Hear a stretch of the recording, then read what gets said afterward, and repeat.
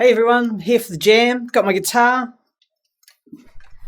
Hey, I'm here for the jam, got my guitar, let's go. Hey, you guys are here for the jam, I got my guitar.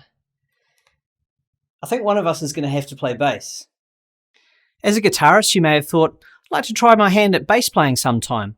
Or, like those guys at the start, you might have turned up to a jam and there's no one there to play bass. So, how do you get started? Hi, I'm Owen Vickers from Guitar Mastery Method, and we have taught tens of thousands of guitarists all around the world, just like you, to really help their guitar playing progress.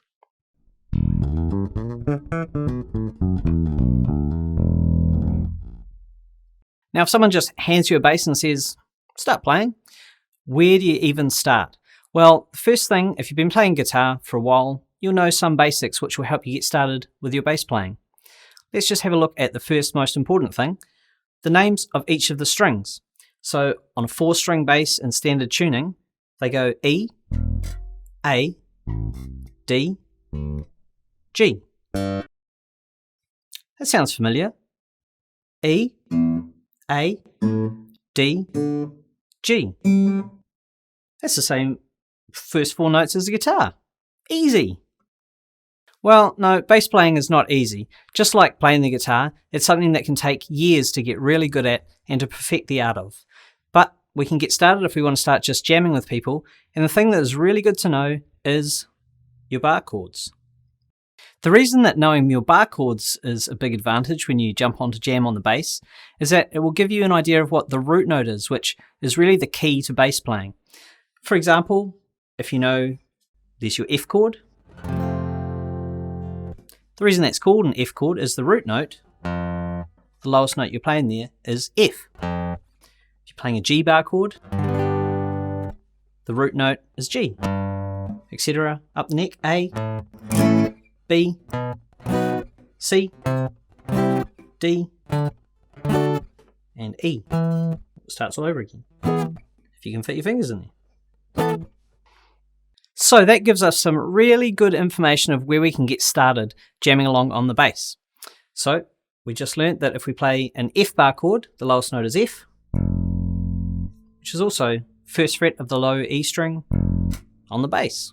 G at the 3rd fret, A at the 5th, B at the 7th, C at the 8th, D at the 10th, and then E again at the 12th. So when anyone plays one of those bar chords, say a G bar chord, we can start off by playing the G root note.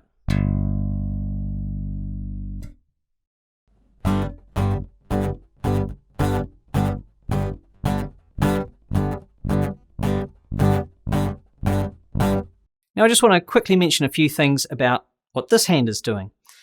Now there's 2 ways you can do it. If you're first starting out, you might just want to use the 1-finger approach, where what you're doing is just plucking the string, just in a upward motion like that.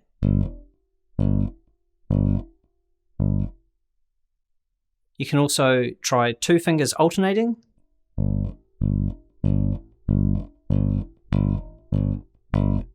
which does take a bit more practice to get coordinated, but just start off with the 1-finger technique for a while. And one thing to mention, just like probably when you started playing guitar, you started getting sore fingers, you're now going to get sore fingers on this hand as well. You will develop calluses over time, but if you wake up after the first day of bass playing and wonder why your fingers hurt so much, it's just that you've been hitting a piece of metal. So in that part that I played just before, all I was basically doing was sitting on that root note, which was a G in this case, and just playing quarter notes. So if you're counting out 1, 2, 3, 4, you play a note on each one of those numbers. 1, 2, 3, 4, 1, 2, 3, 4. And something that I'm doing there is, after I play the note, I'm just cutting it off by just releasing the pressure on that hand, on my fretting hand, not taking it off the string, so it deadens it out completely.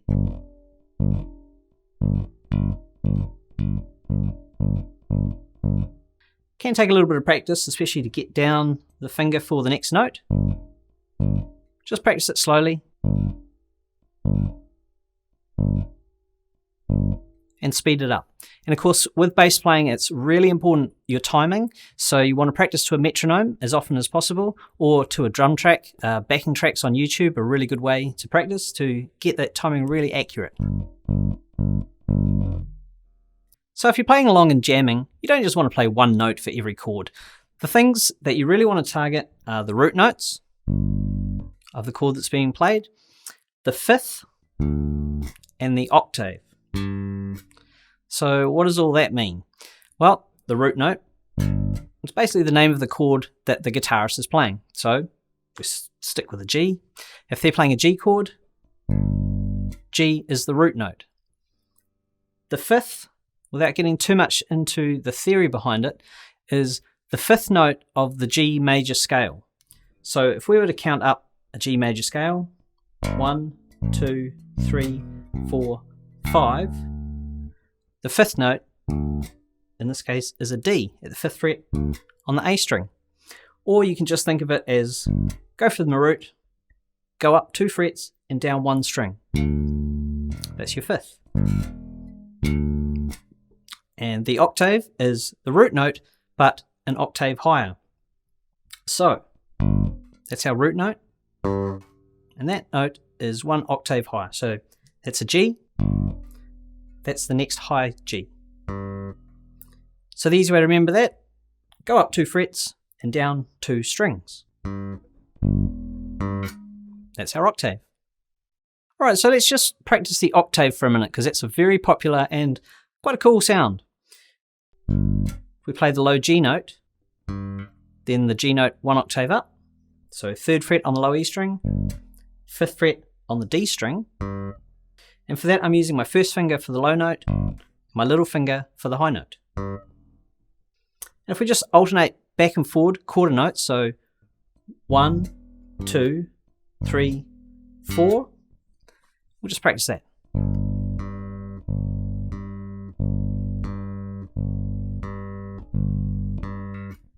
So that's using 2 fingers. So my first finger for the low note, my middle finger for the high note. You can also do that with just the 1 finger technique. Let's now look at using the fifth, that D note, along with our root G. So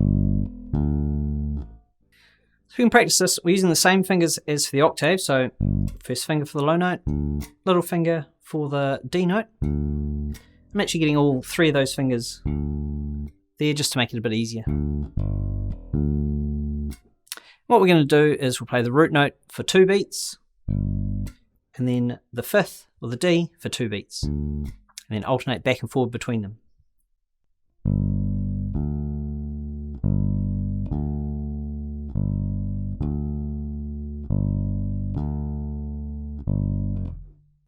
If you're just starting out and jamming with friends, a good thing to remember is not to get too tricky, and always to try and put the root note on the 1 of the bar. So the first note of each bar, try and hit the root note, either the low one or the octave. It's both the same note, both a G.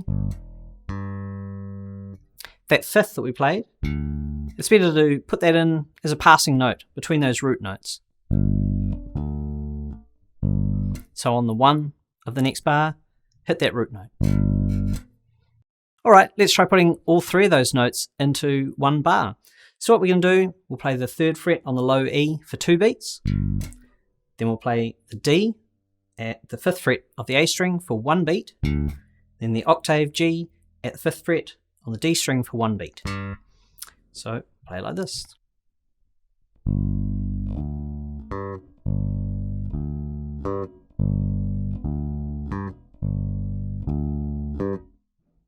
So for the fingering there, I'm using my first finger for that root note, the 3rd fret on the E string, then using my 3rd finger for the 5th fret of the A string, and my 3rd finger for the 5th fret of the D string. Just moving that finger down.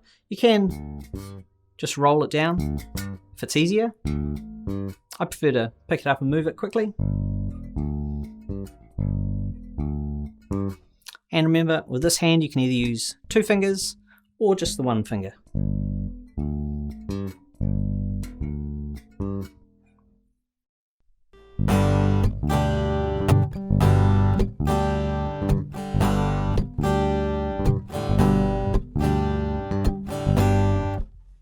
I hope you enjoyed this video, and I hope that gives you a really good start into the world of bass playing. Even if you are just jamming along with your friends, it's good to be able to pick up the bass and have a good idea of what you're doing to play along with others. If you could just go ahead and click the subscribe button down below, you'll be notified of all of our new videos coming out. Also, in the description box down below, I'll put a link to a practice session cheat sheet, which will show you exactly what you should be doing every time you pick up your guitar to practice. See you in the next lesson.